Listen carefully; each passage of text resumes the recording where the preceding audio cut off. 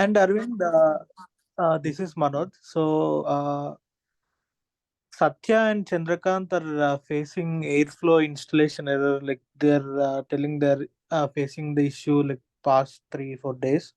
So can you try to resolve that issue by today?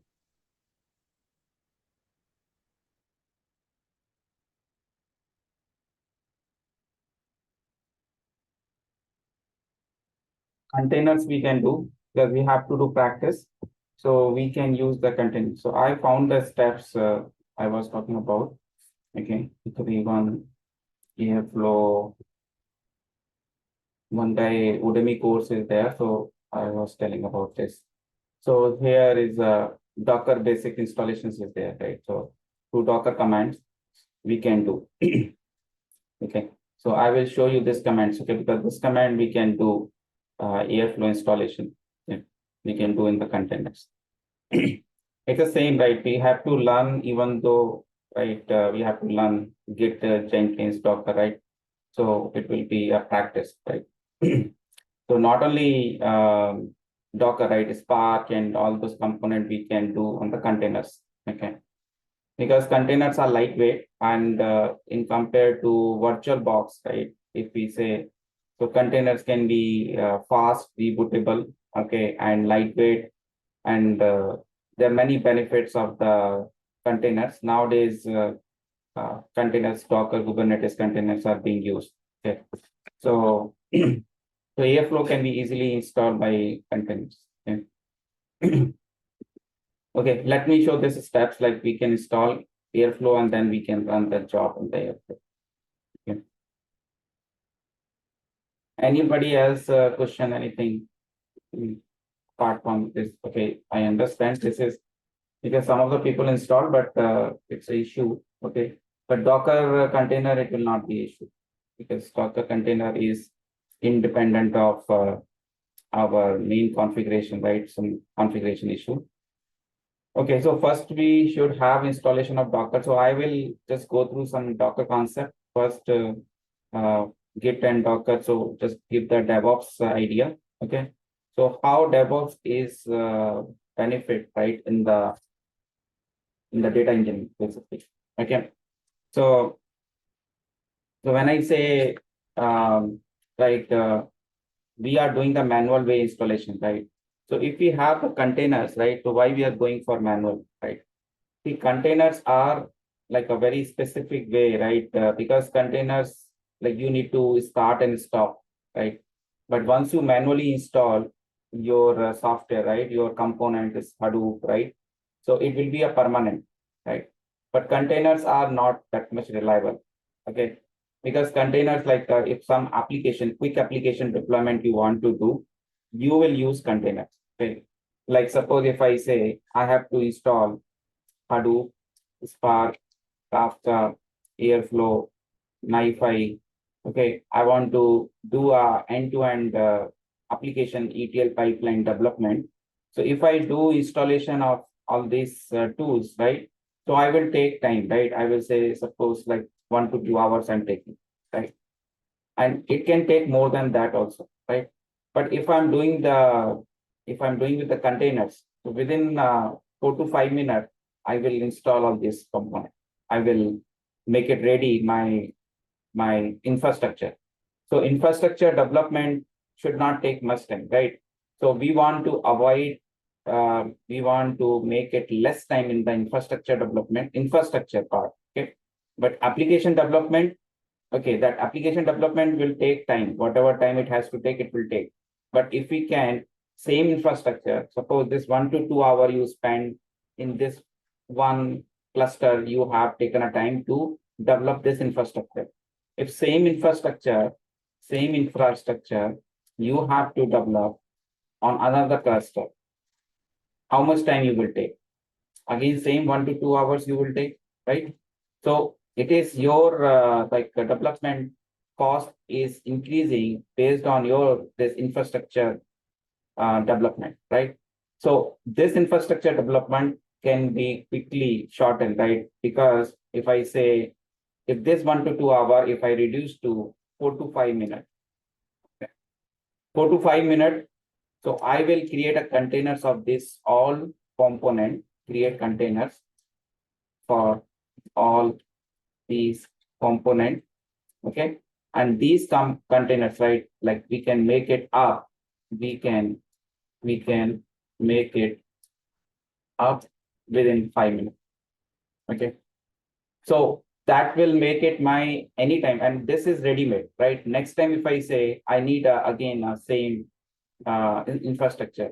So even it will not take 4 to 5 minutes. It will take 1 to 2 minutes only, because 1 to 2 minutes is just pulling images from the repository, from Docker Hub repository. Okay, one place where these images are stored. Okay, so Docker Hub repository, you have images. So your one compose YML file. Okay, Docker compose YML file, Docker compose YML file. You will run and pull the images from Docker Hub repository and set up within 1 to 2 minutes. Okay. So it is too fast, right? Like for quick development you want to do. Okay. For that, these containers are very good, right? And these containers are helping to developing infrastructure too quickly. Okay. So this is the background, right? Why we need containers, right? So in the DevOps area, right? If I say like we have a certain tools are there, and these DevOps tools are helping for infrastructure development. Okay, infrastructure development. Okay, so first one is Git is there. Okay, so Git is a code repository tool, code repository management tool.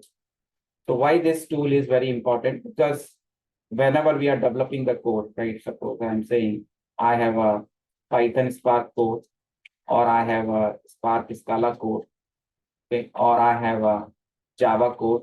Okay, all this code development we are doing. This code development we are doing in IntelliJ or some editor get code development.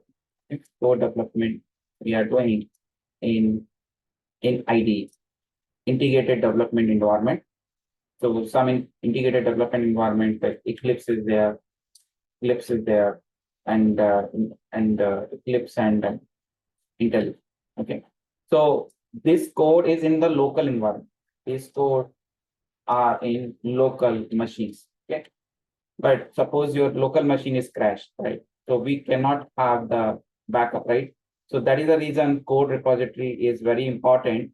Our centralized repository where the code is committed and everyone can create a branch. So there more concept comes in the Git. We will see that. So Git is having the branching strategies are there. So different types of branchings, like the branching we can do. The branching strategies is basically like you have already a code repository, and from this code repository, like you are creating a branch. So one type of branch is a feature branch. Feature branch is like when you have some new enhancement comes, right? Like suppose your code, you have to add some new integration, okay, or something you have to enhance your existing pipeline, okay, or you have to add another data source or target in your pipeline. So it is completely new enhancement that is called feature. And when we are saying we are going to develop any feature, okay, any new feature, so we create a feature. So there is a master branch, that is a main branch, master or main branch. From master or main branch, we will pull the code, and create the new feature branch. Okay? And this branch is particular to the developer who is working on this branch. So one application developer will be working on this branch and committing code, branch and commit code in this branch. And finally, once the work is done, right? So this branch is merged. The branch is merged to master. Okay. So we will see that what are the Git commands are there. So Git clone is there, Git commit is there. Okay, Git commit, Git push. Okay, Git merge is there, right? So different commands are there, and git revert is there. Suppose you have committed some code, but that code you want to revert. Okay. So there is a git revert is there and git reset is there. So there is a difference, right? In the git revert, you will be creating every time a new commit, even you are undoing the change. But git reset is just resetting to your previous any previous version you want to reset. You can do git reset. Okay. I will give you the notes for this one so you can practice. Okay. I will show you the like how to create a repository also. Okay. So we can create our own repository. Okay. And there are a Git repository too. One is a GitHub is there. We already very well know about the GitHub, right? GitHub.com, right? We can create our public and private repositories. So public and private repositories we can create with the GitHub. Another code repository tool is GitLab is there. So GitLab is another tool that is also used for the CI, continuous integration also. Okay. And these are the code repository tool. And Jenkins is a CI/CD pipeline tool. CI/CD pipeline is basically used for automation. So what type of automation? Suppose you have a one ETL pipeline. You have a Spark job, okay, and that ETL job you are having a like data source and transformations, and you are finally writing data to target. Okay. And this pipeline, suppose you say your code is changed, right? Like I'm saying some requirement comes and you have to add some new feature. Okay. If this kind of requirement, right, coming again and again, right? So how you will be doing the deployment of your application. Okay. So building and deployment of your application, of your Spark application. Okay. So how can you make it automate? How to make it automate? Okay. Whenever you are committing your code,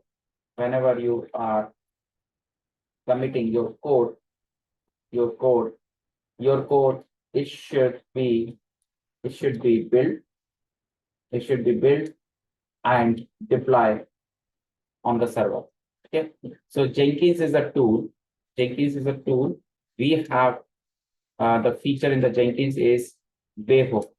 What is webhook? Webhook is you need to configure. I will show you. You need to configure this webhook in GitHub. Okay. Need to configure this webhook in GitHub. You have to provide Jenkins URL. Jenkins URL and Jenkins URL, Jenkins pipeline, some CI/CD pipeline you can create, CI/CD pipeline, and this CI/CD pipeline will will add GitHub repository. Okay. So what two things you have to do? One thing is in the GitHub you have to configure webhook. Webhook is nothing but provide the Jenkins URL, and Jenkins CI/CD pipeline you will add the GitHub URL. Okay, repository URL. GitHub URL is a code repository URL, because in the Jenkins you have to tell which code repository you are going to pull the data. Okay, so once you configure this, so whenever code is committed in the repository, the build is automatically started. So in the Jenkins CI/CD pipeline, there are different stages are there. The first stage is a clone stage is there.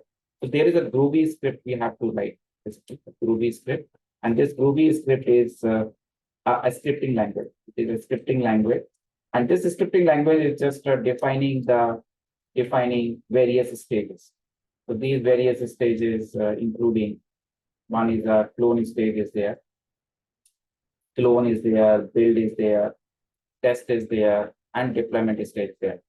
So for building, you can use the Maven. Okay, so here are the two ways you can build and deploy you can do. So either in the Jenkins, there are two types of integrations are there. Either you can integrate with Maven, or you can use Docker. Okay. So if you are using Maven, so Maven build command you will use, right? So ambient clean build command, like ambient clean build. So this command you have to give. Okay, clean build command. If you are using Docker, so Docker build command is there. Docker build command. So either way, you can integrate your Jenkins. Either you can use the build tool. Building you can build your application by using the Maven or using the Docker. Okay. So Jenkins has the integration either Maven or Docker you can do. Okay. But Docker we need to add a plugin. We have to add plugin in the Jenkins. Okay. So I will come to first write all this brief introduction, all the tools, and then we will see the implementation. Okay. So Jenkins, when we are configuring the Docker, we need to add plugin, Docker plugin. We need to add Docker plugin in Jenkins. Okay. So Docker, when we come to the Docker, okay, so Docker is giving whatever Jenkins can do. Okay, Docker can do, but Docker is completely, even Docker can install Jenkins as a container. Okay, so Docker can be used for any tool as a container it can create. Okay, so Docker use one Docker file. The Docker file is a file where we define the instructions, where we have instruction to create image, instruction to create image. Okay. So once we have the Docker file, we can use Docker build command and give this Docker file. So it will create one image. Okay. It will create image. Okay. So there is a concept of container. Okay. So somebody asked, it's very frequent question, right? What is the difference between the container and image? Okay. So image and container, two things are there. These two things are the same. Only thing is one is physical, one is a logical. Okay. So if I say image is logical component, something is stored in repository. Okay. So Docker images is not using like a GitHub kind of repository. It's a different repository because it is a images. Like these images, we are not uploading like a file. Okay. These images are stored by through some command. Docker push command is there. Okay. So we are storing these images, and this repository is a separate repository, especially for container repository. We can say container repository. So image are logical component, and these images are stored in Docker Hub repository. The Docker Hub repository is provided by the Docker, but if you are working in the AWS and the other cloud, right? So AWS has provided Elastic Container Registry, ECR, Elastic Container Registry. So, but this is a managed services and it is a paid service, Elastic Container Registry. So this is the AWS on container repository. Okay. If I'm talking about the Azure cloud, so there is AKS, Azure Container Registry, Azure Container Registry. So every cloud having its own repository. Okay. But when we need a cloud repository to use, okay, when I'm using this DevOps infrastructure in the cloud, okay. But when I'm using like normally I'm using a Docker and Kubernetes, right? So I can use Docker Hub repository. Okay. So initially what we are going to do practice is the Docker Hub. So we will keep our images in Docker Hub and pull the images from the Docker Hub. So image is a logical component, and these images are stored in the Docker Hub repository. And when we pull the image, using the pull command, Docker pull command, and run this Docker image becomes container. Okay, becomes container. So when any image is running in your local machine, when image is running at your local machine, is called container. Okay. So we will use this command very frequently, docker ps command. Docker ps command is to find how many containers are running. When you say docker image, the docker images command, how many total images are there? Okay. So this image also has a fetch as an image, right? When you say docker images, it will show you how many images you have in your local machine, but those are not running containers. Okay, just the image logical part. Okay, but when you use the docker run command, then this images will be converted into container. So the concept of image and container is like logical and physical. Okay. So when your image is just a logical, there is no existence as in the disk, right? So that's its image. Okay. But when you run the image and create the physical copy, okay, it can occupy the space, right, in your disk, right? So that is basically your container. So when you use docker ps command will be showing list of containers running, okay. But one more command is there, docker ps minus a. This command is giving list of all containers, whether it's running or not running. List of all containers, whether it is running or not running. So sometimes you want to check, right, which containers are running and which are not running. So you can identify with these two commands. Okay. So this is the basic command for the Docker. Okay. So, so how many tools mostly we are using in the DevOps? Okay. One more thing is this DevOps is completely a common infrastructure development technique. Okay. It's like a methodology. Okay. And we say whether you are working on a Java application development, or you are working in the Python, or you are working in the PHP, any environment, right? Or Node.js, right? So, and big data environment. Okay. So DevOps is a common tools and techniques, right? But when we talk about specific to data engineer, right? If I say data engineers, DevOps, so this terms is called DevOps. Okay. So it is made of data plus operations. Okay. So data is your application development area. Okay. And operation is your DevOps infrastructure development. Okay. So these two things are separate, but when we combine it, these two together, then it will become DevOps. Okay. And what comes in the DevOps? When I say what comes DevOps, so all the DevOps tools are the same in the DevOps. Okay. But these DevOps tools work only for data engineering. Okay.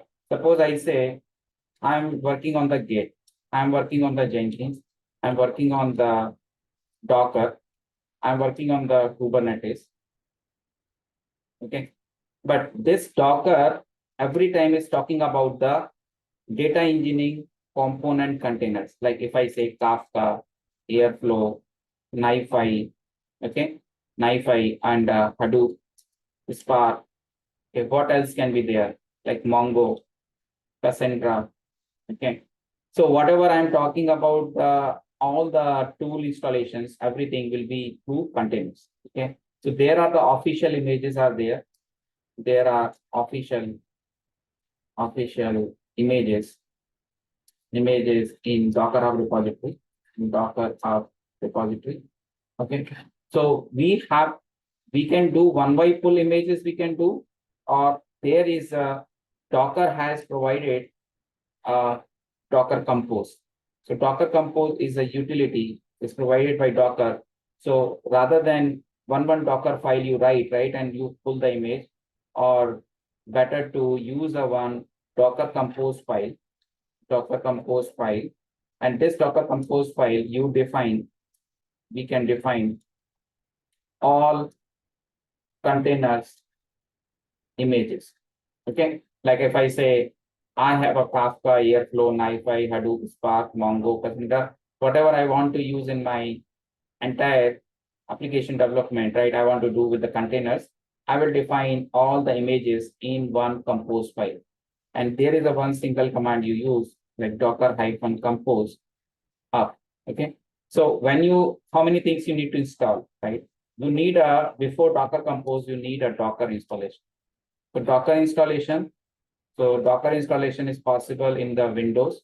So Windows, there is a Docker desktop is there. There is a utility Docker desktop. Okay. But nobody use the Windows one, right? We have in the Ubuntu, we install Docker installation. Okay. It is very, very easy steps to installation in the Docker installation in Ubuntu or any other Linux environment, right? We have to write CentOS and any environment we can do. So there are the steps are there, separately steps are there for the Ubuntu or other environment. And once your Docker installation done, then we have to install Docker compose utility. This is the one single line of command, Docker compose utility, install Docker compose utility. Because once you install Docker and then Docker compose, after that you can use Docker compose up. When you use Docker compose up, it will explode all the containers in your Docker compose file. This is a YML file. And this is kind of, you can say property file, but it is a tree-based structure. Tree-based structure is like you are saying, okay, your container name, okay, your container name is a services. And services is like you say, Mongo is a service, MongoDB. Again, you will be talking about your version. Okay? So like this tree structure is there. Version, like suppose I'm saying version 4.2 version. Okay. So like this, you will have separate image names and you have like these services. So these you will be defined in your Docker compose.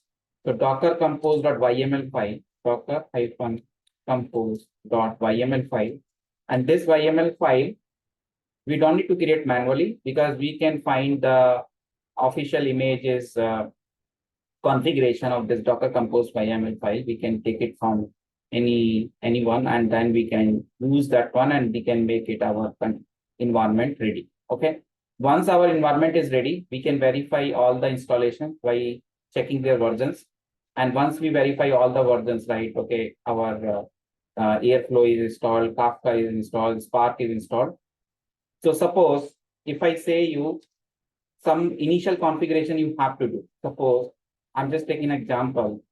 I'm just having a Spark Kafka streaming application example, and I want to do, and I want to schedule through Airflow. Okay, my pipeline should be scheduled through Airflow. Okay, so this one I want to do on container. So I will say, and suppose I want to use NiFi also. The NiFi is used for HTTP invoker to get the data from API, get data from API.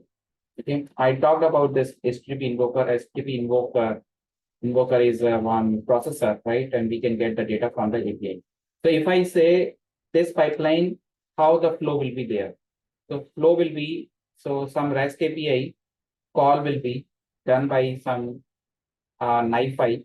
So NiFi is having a HTTP invoker processor. And this processor is fetching the data.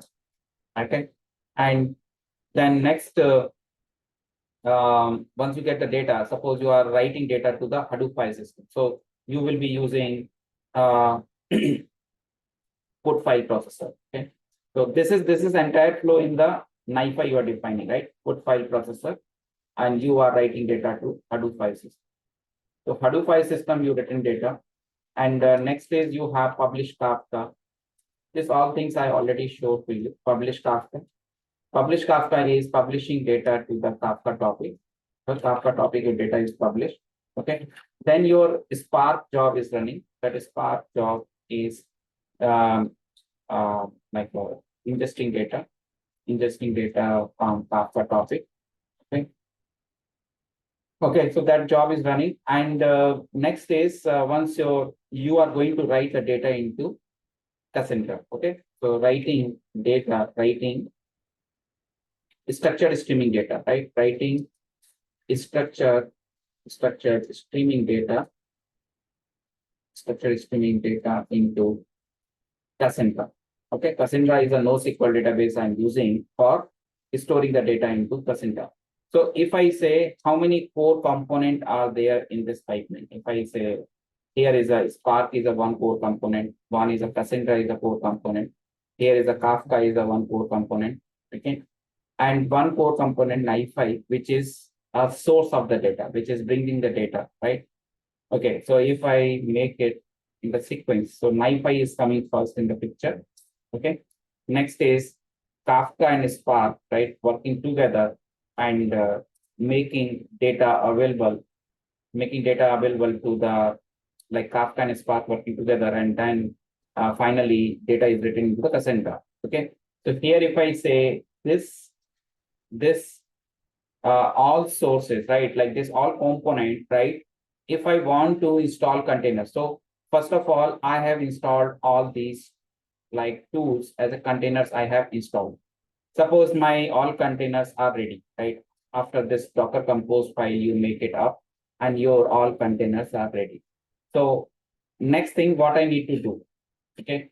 Docker Compose, what it will do, it will make it your infrastructure ready, infrastructure ready. But now the infrastructure ready, and now the second part comes the development part, right? That is the main application development, right, where the data is flowing and you will be running your pipeline and getting the result. Okay. So in this application development, some pre-configuration things you have to do. Before running the pipeline, you have to do configuration. What configuration? I will say, Cassandra, I have to create a table, right? Because some data I'm going to insert, right? I need to create key space. We know, right, database is called key space, and we have to create tables in Cassandra key space. So this is the basic configuration step I needed before running the pipeline. Second thing is, if I'm using a Kafka topic, right? The Kafka topic will not automatically create it, right? So that is a pre-configuration step. The pre-configuration step, like I have to create Kafka topic, okay, and producer, and I have to start the zookeeper and broker, right? Because if zookeeper and broker is not running, can you run the pipeline? You cannot run the pipeline because your pipeline will not find the, the server, right? So you need to start the zookeeper and Kafka server. Okay?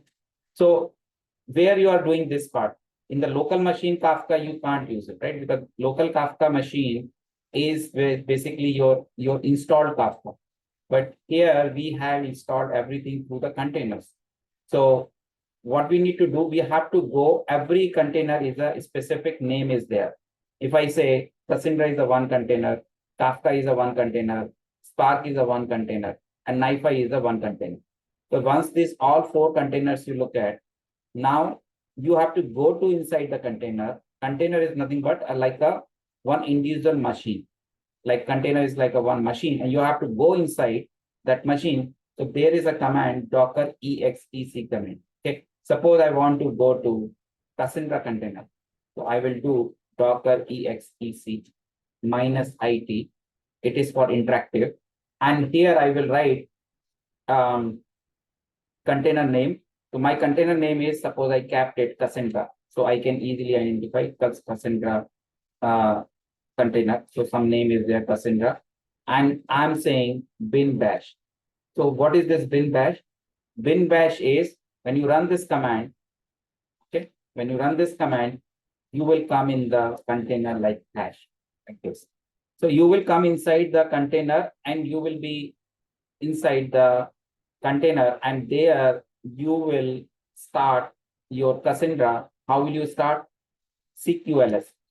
So CQLSH command you will do. Same command whenever you do in your local machine to run your Cassandra server, right? Cassandra.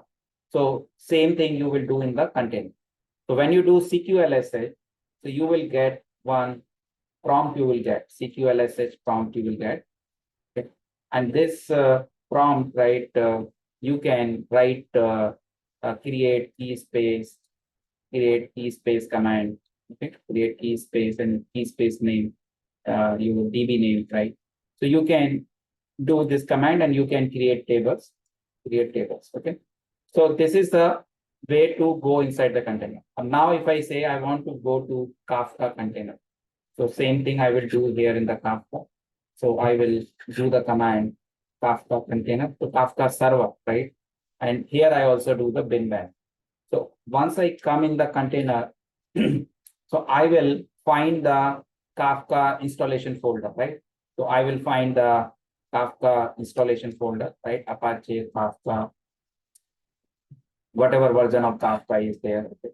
Like 2.5.1, okay? And this version, I will find the bin, and then we will start we will start the Kafka server and zookeeper.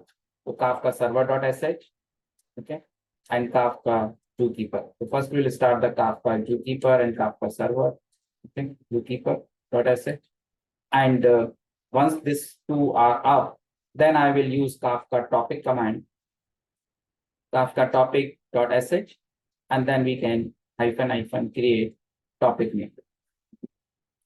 So this is the pre-configuration step you have to do in your containers, okay? Because containers, you have to, same thing you do normally, the same thing you are doing in the container, but here you have to go inside each and every container because you cannot do outside, okay?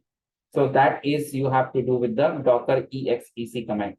Once this all setup is done, you know, right, when you want to run your Spark job, so where you have to go? You have to go to the Spark container. So when you want to go to Spark container, okay, so Spark container, you have to do Spark submit command. Okay, so Spark container, you will be using docker exec command and -it and use a Spark and then bin bash. So once you come to the Spark container, so this container are communicating to each other, right? Because these are in the same environment and they are when you are running a Spark job. So you have some OPT folder is here, and there is your Spark is installed. Okay, and this Spark here in the bin, right? So you will be doing Spark submit command. So when you do the Spark submit command, so Spark submit command, you need some shell script, right? How your shell script will come here?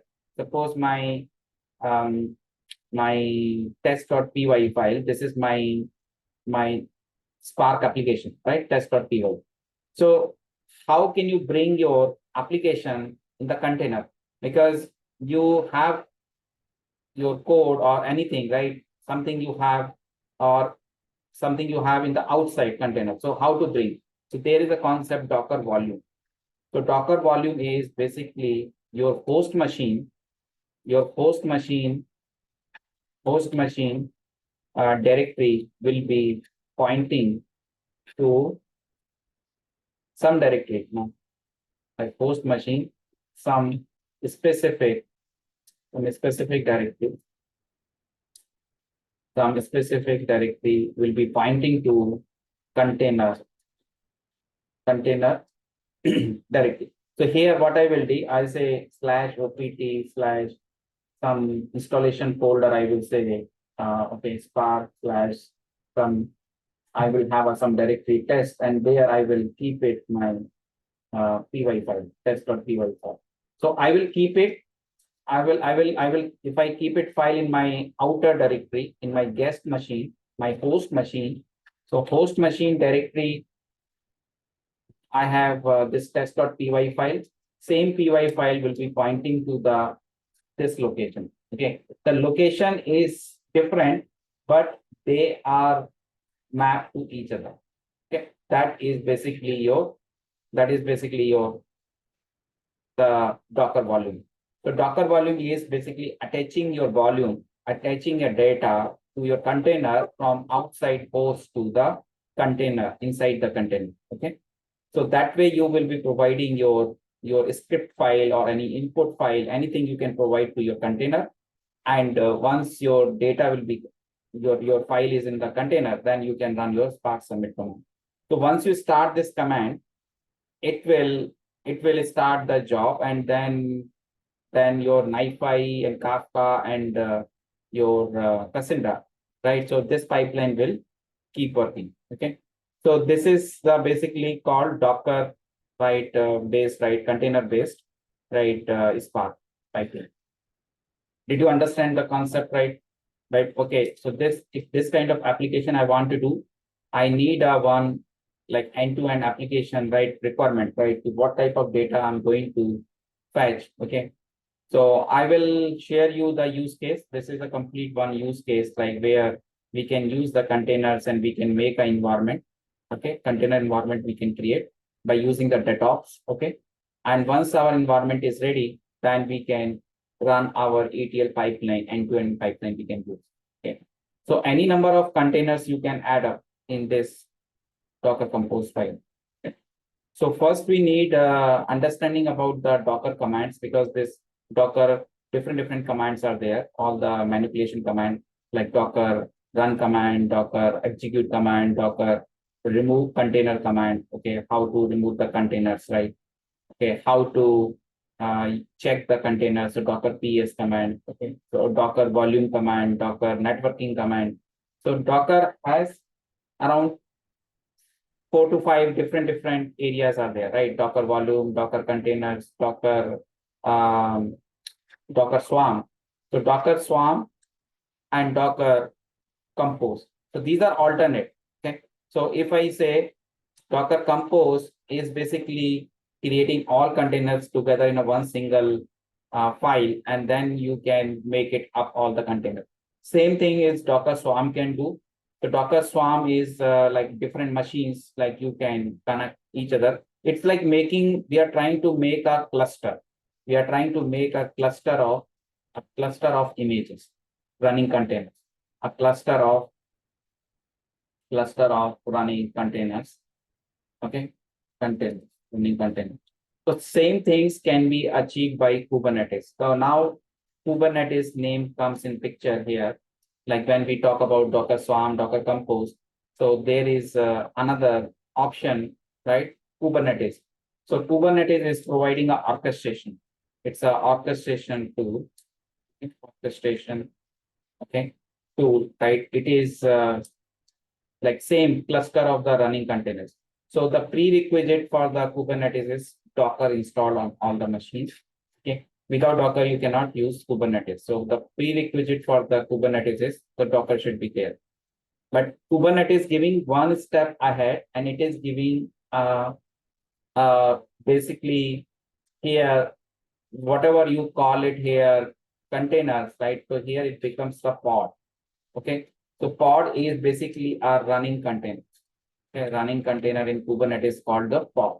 So when we see the Kubernetes architecture, so Kubernetes architecture, more advanced architecture, and it is more flexible, right? So it is overcome your limitation of the Docker Swarm and Docker Compose. So all these limitations will be overcoming the Kubernetes regarding the cluster. The same thing both provides, but something lacks there, which is overcome by the Kubernetes, right?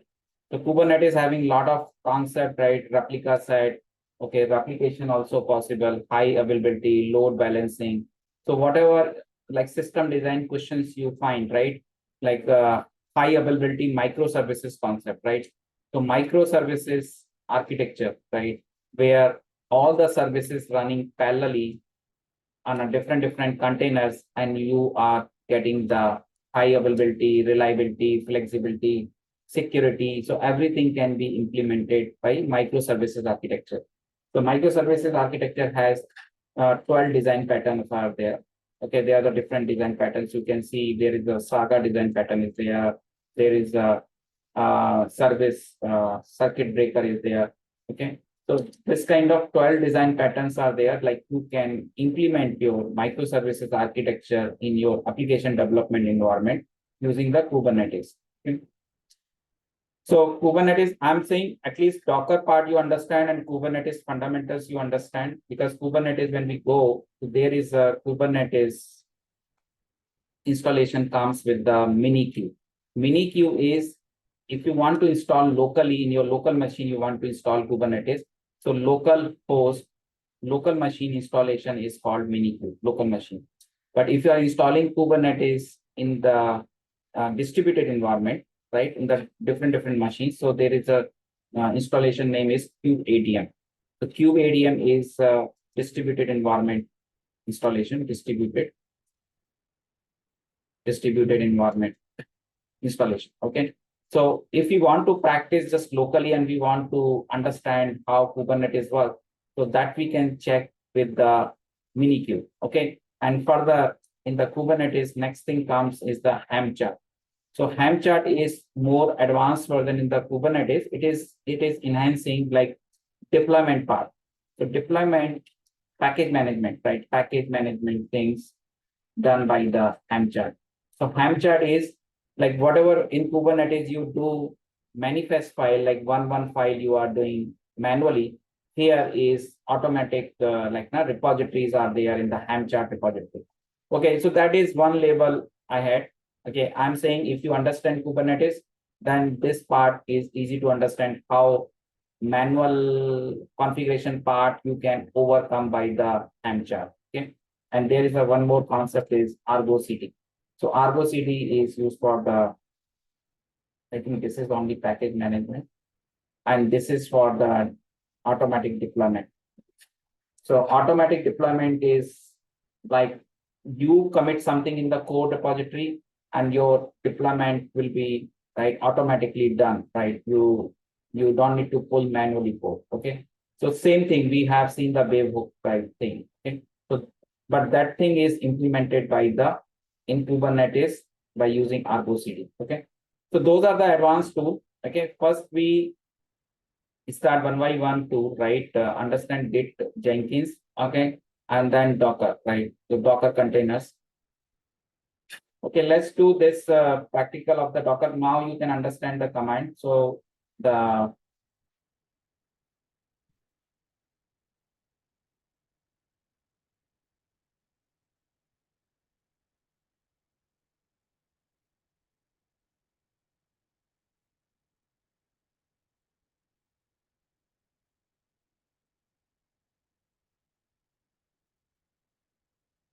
if we check Docker installation,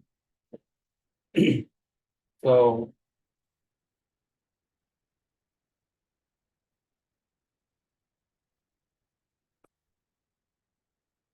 on to okay, so this is official Docker installation instructions. Okay, so docker.io. So this is the Ubuntu one. Install using the apt repository. So this command will run and run.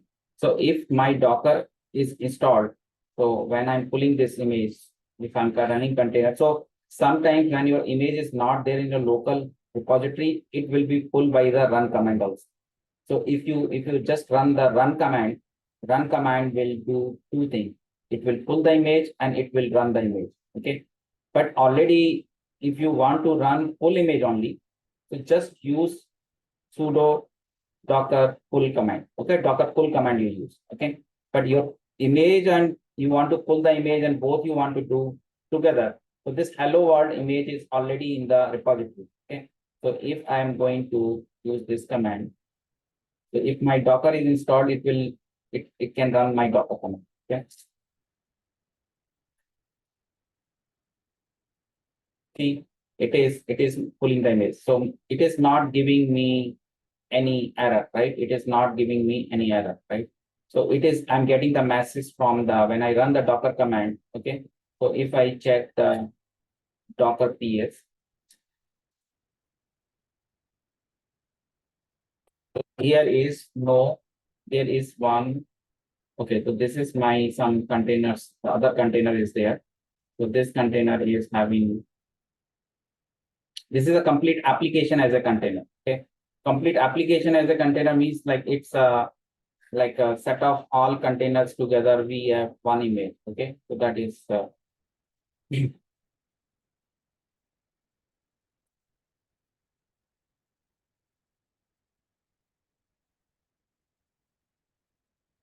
of the images.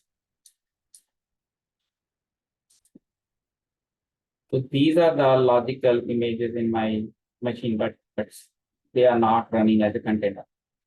So hello world is, this is the image. So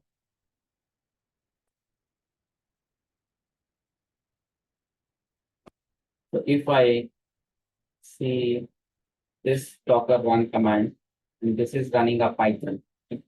So this is Docker run, and this is,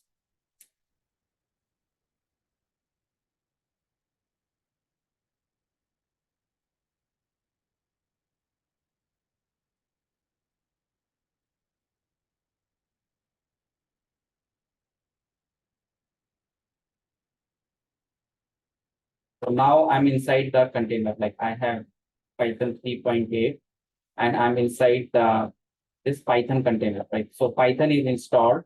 Okay. In this one, Python is installed. Now I can run my other steps. So I will check the version of the Python. Okay. So let me check the Python version, what is there. So I will see this is the Python container, and I'm in the Python container, and I'm able to see the Python install, right? So here I will set the path.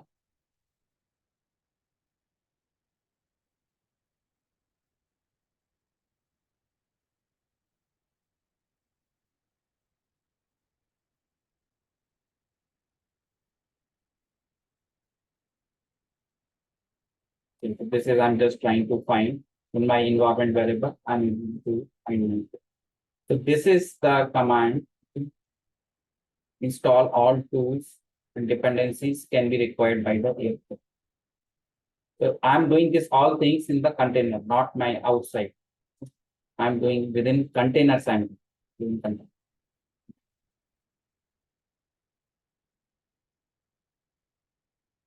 Container is like a machine. You have to enter in the container, then you have to run the command. Even you can make a Ubuntu container also. So this Ubuntu container, if you find a Ubuntu image, it's very highly just 4-5 MB file Ubuntu, but it will not provide you the UI, right? It will provide you the command line tool, command line utility. It will provide you as Ubuntu. So containers can be, right, it's a very lightweight.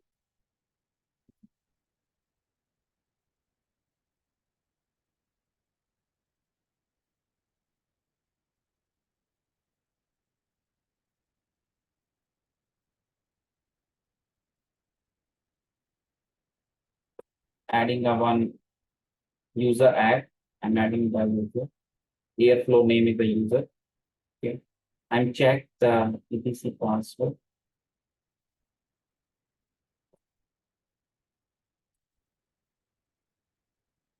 This is the entry in the etc password command, right? So this is the entry, right? It is the user group, okay, and which is the path of the airflow, right, which we are setting. Okay, this is showing, and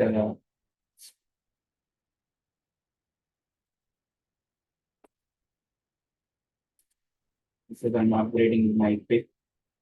So pip is used for installing anything as a Python based thing. So we can use the pip command. Okay. So now I'm switching to the Airflow user. I have created a Airflow user in my container, and I'm switching to doing. Okay. I'm switching to the Airflow because Airflow user I already added. So I switch to the Airflow. Now I'm creating a one virtual environment. So this virtual environment, it's needed, right, for running any Python application. So we need a environment, and this is basically environment we need. So we are creating a one VNV environment. And once this VNV environment is created, we have to activate this environment.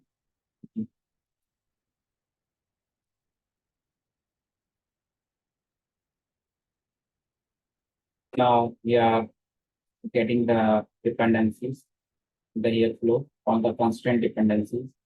So in this constant.txt file, add all the dependency URL. So it will be download locally by using the wget command. Okay. And this one is basically installing the Apache Airflow, which is using the Postgres is Postgres, it's a metadata store DB, right? Okay. And Celery, I told you, right? Celery is basically distributed environment of like executor type. Okay, Celery executor type. So there is a different types of executors like that.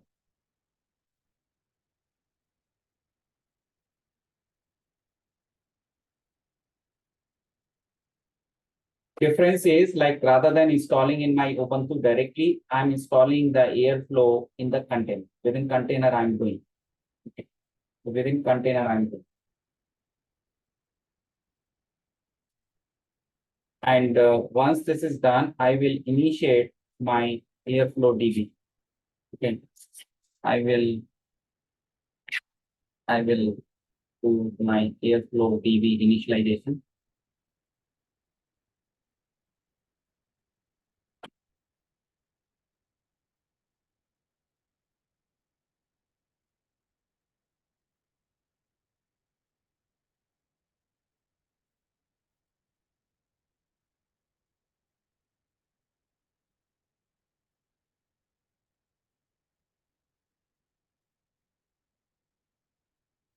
Okay. Now we are initializing the database, right? The Postgres.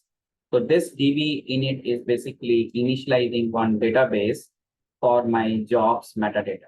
Okay. Right. This kind of commands also there because it's a configuration steps are same, right? Whether you are doing a container or so now we are starting my scheduler and server in the background. So now your installation is completely done. The installation is completely done. Now we are going to start my scheduler and server separately. You seen there is a standalone file is there, Airflow standalone. But that Airflow standalone is internally calling the scheduler and web server. Okay. But here is we are separate as a background. Why we are using this ampersand? Ampersand sign is making my uh, this command will be running in the background. Otherwise, if you started without the background, so you have to create another instance of the same container. Okay, you have to go. So I can directly start with the background. Okay, so it will be running as the process. Okay, now your scheduler started. And two main components are there, web server and scheduler. Web server is for UI and scheduler is for your running a job as a scheduling a job. And this is the web server. Okay. So these two are started. Now, just I want to give my container name. Like now I want to build now I want to give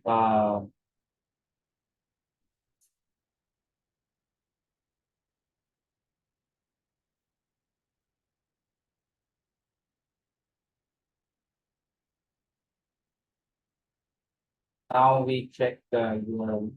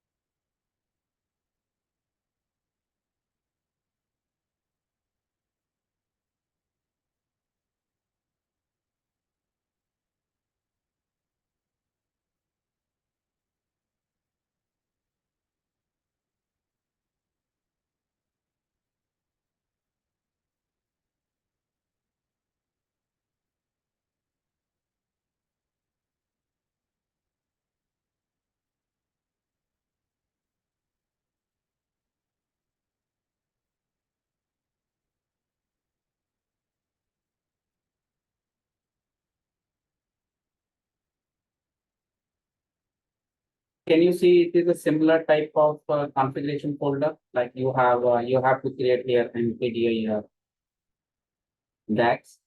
You have to create a DAX here. And if you see here DAX, so up now the question comes how DAX file will come here. So I told like Docker volume you have to attach, right? So from Docker volume, so this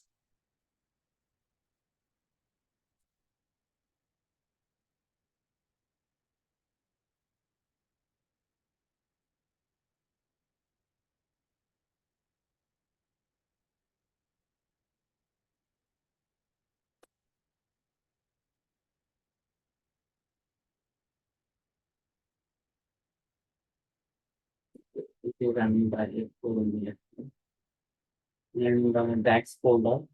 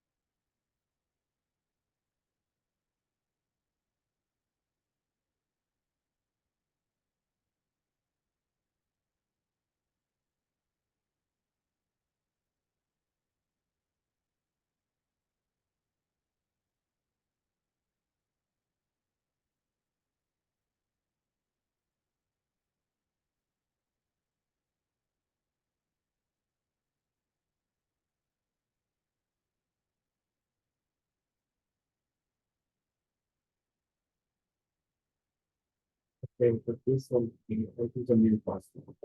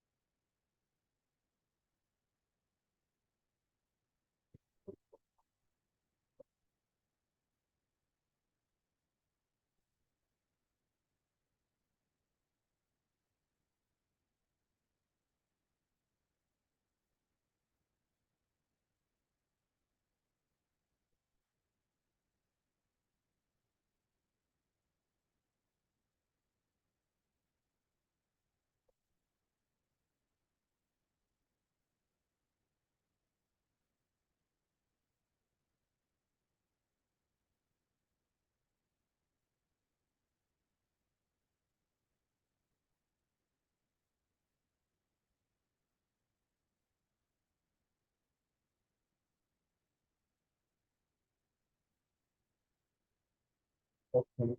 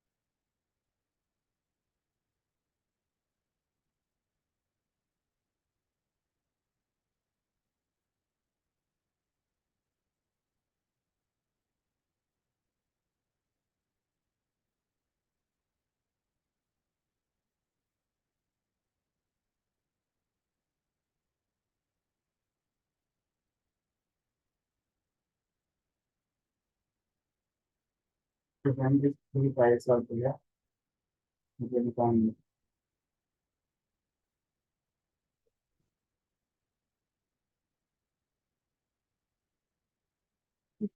the current directory, you want to create a container with name airflow base. Okay? It will run your Docker file. It will search.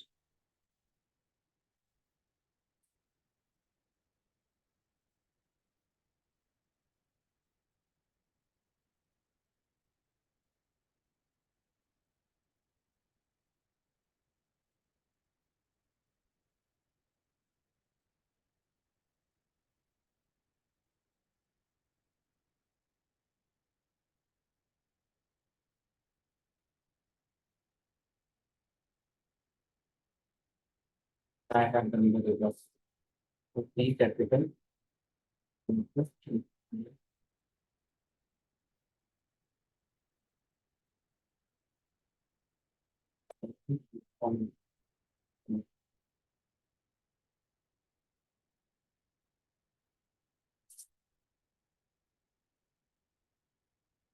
For this constant one also.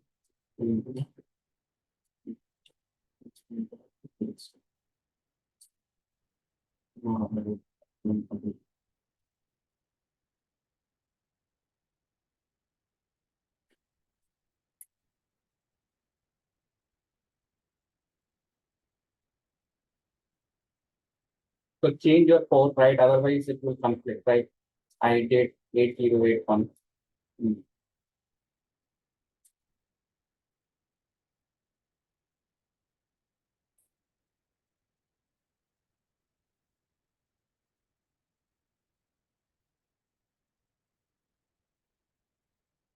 So after that, you have to run Docker run command to bring your container.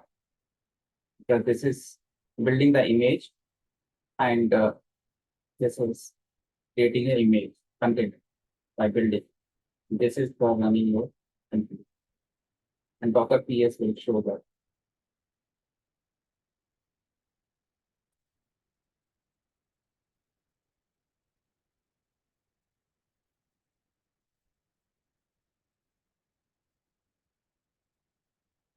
Okay, so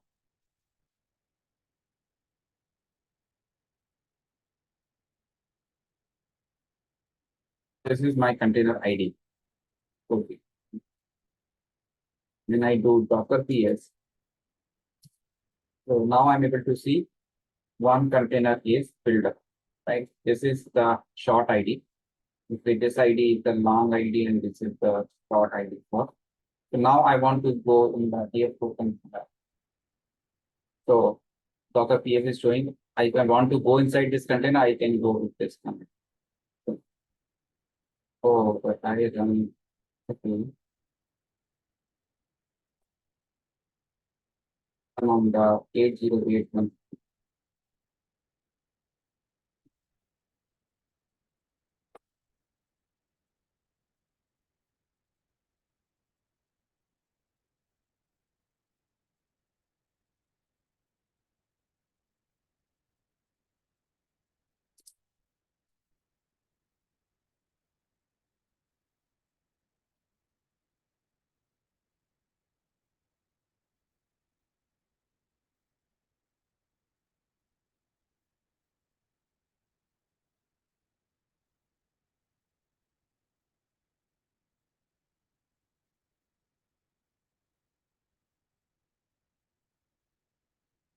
This is the port forwarding, like your container port map to the outside port host.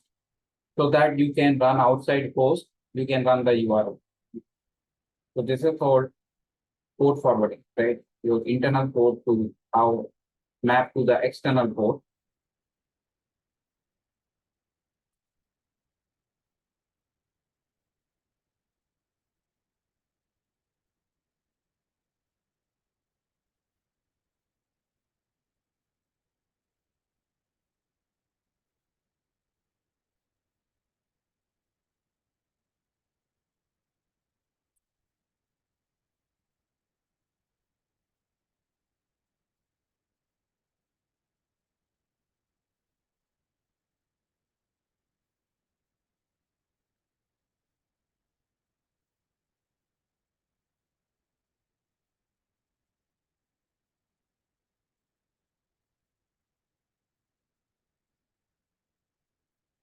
I have to do initialization of the PV.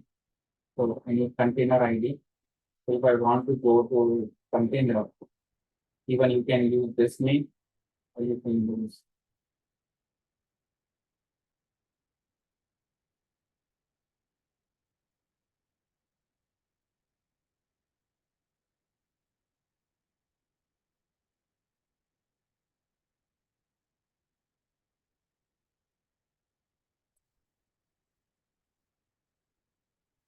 PV.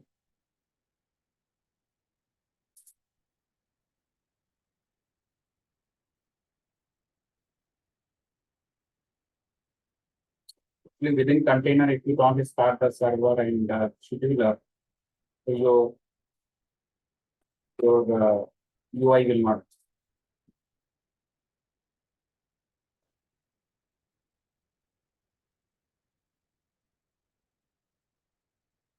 I guess the server is already running.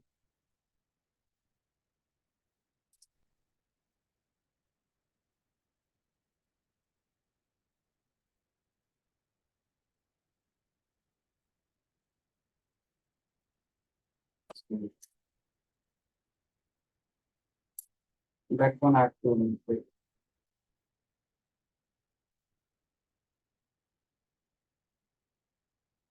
Okay, admin is working. So like this way, you can bring your Airflow home, and then you can. And now you want to copy the tag file in the Airflow. Okay, so you have to.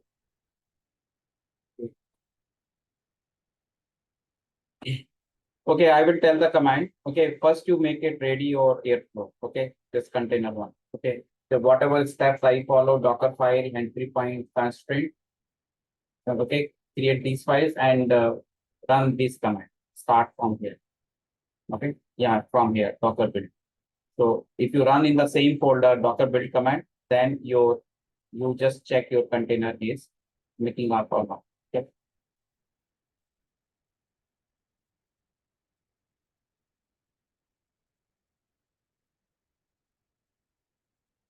I'll connect tomorrow. I will give this document to all of you. Okay, thanks, Arvind.